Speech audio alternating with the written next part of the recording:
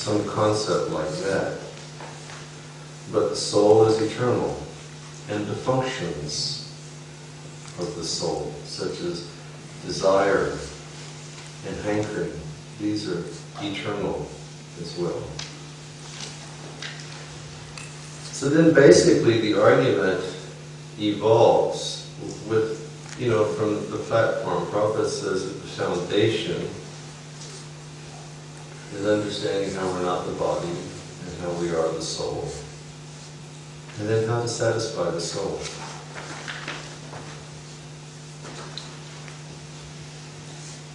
And then clearly understanding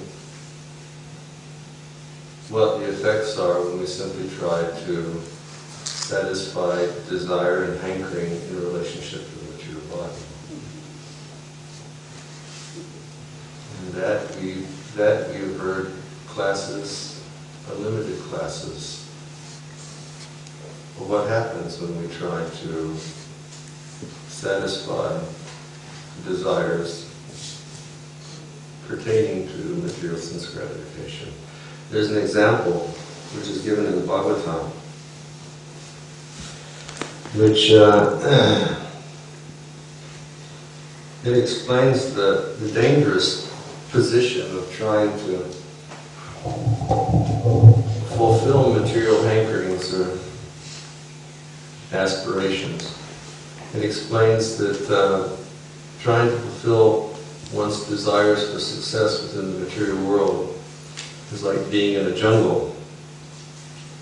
And behind you, you have a tiger. And in front of you, you have a lion. And tiger is chasing from one side, meaning the fulfillment of the desires. Performing the activity to try to find the momentary happiness of the material body.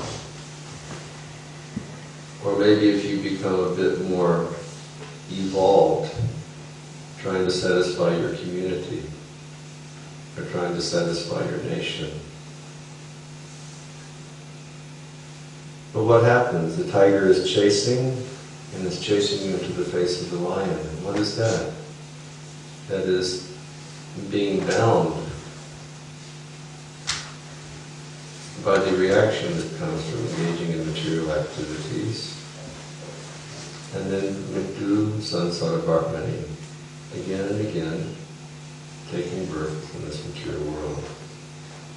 Krishna says, Shradadana Purusha Dharmasya Parantapa Aprapyamam Nivartante Mrityu Sansara Bharmani. He says, for those people who do not have the required Shraddha, a man, Ashradadana Purusha, Dharmasya Parantapa, he does not follow the path of Dharma.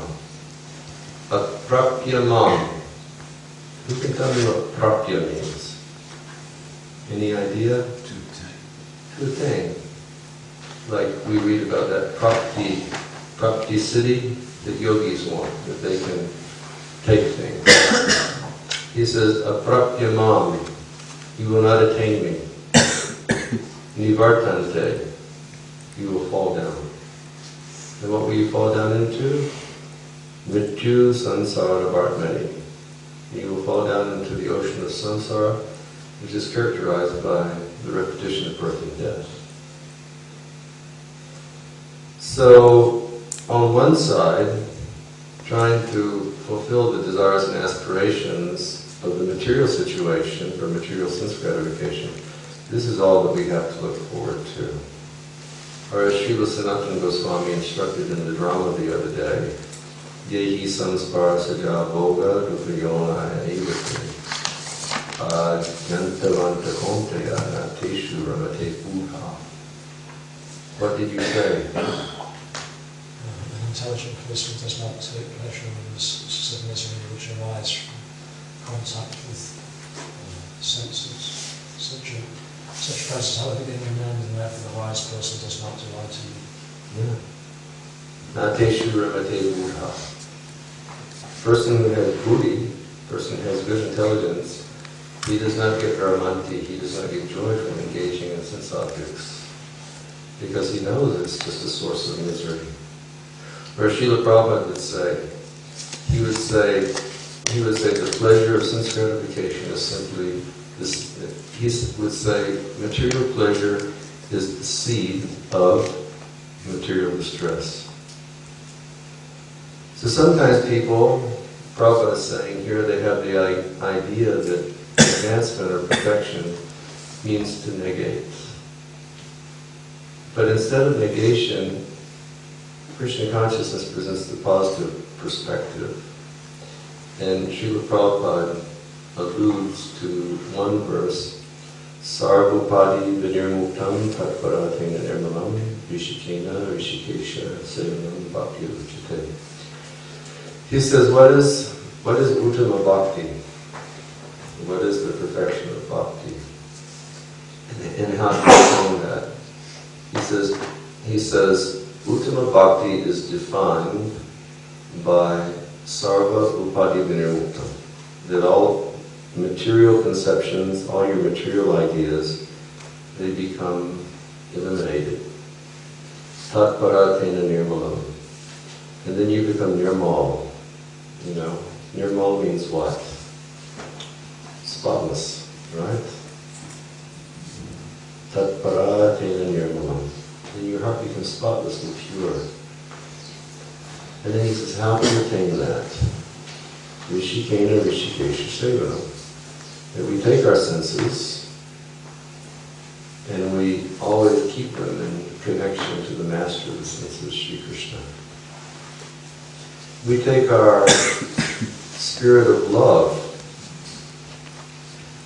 To love is not a bad thing, but we should love the right thing.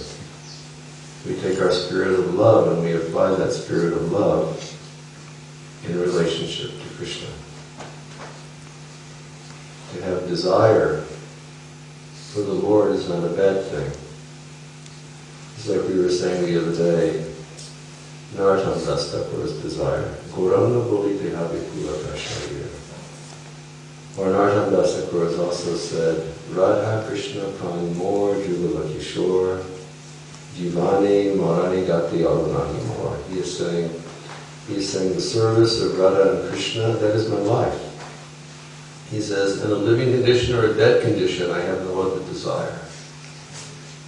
And then he goes on, Narottam Das Thakur, he continues, and he says, when will that cherished day come when I will actually take the divine couple and I will make them sit down on a jeweled throne in a grove of kadamba trees on the banks of the Jamuna, and I'll spin a chamara in front of them. He says, I will give them chamara, I will put flower garlands on their neck, I will put chewing spices inside of their mouth, and they will simply give me mercy. Or Narottam Das Thakur, in the end of his Prarthana, two nice books, Prarthana and Prem Bhakti Chandrika. In the end of Prarthana, his last prayer, he is sort of showing his life of spiritual hankering. It's not that he's saying, I wish to negate my feelings of love. But what is he saying? He's saying, oh Krishna, when will that day come when I will be standing at the door of my house when you are walking through the village to take the cows for pasturing? And when I see you, I will become so overwhelmed with emotion that I will remove the pins from my hair, which tie my hair up, and my hair will fall on my shoulders, and I will look at you with eyes full of longing. Such aspirations. You see, what if we were to aspire for Krishna in that way? Narottam says, when I will go to the kitchen to cook, while cooking I will be singing beautiful songs about you, Krishna. I'll chant your holy names. And by thinking of you, tears will fill my eyes. And then the senior people will come and they'll say, why are you crying? And I will look at them and I will say, oh, there's too much smoke in the kitchen. Or he says, Krishna, if you were a flower, I would wear you in my hair. Did you ever think of Krishna in that way? If you were a flower, I'd just put you in my hair. Or, you know, like sometimes when you go to India, if you look at like Vrindavan, you see the old widow ladies in the bazaar, and they're buying a little rice.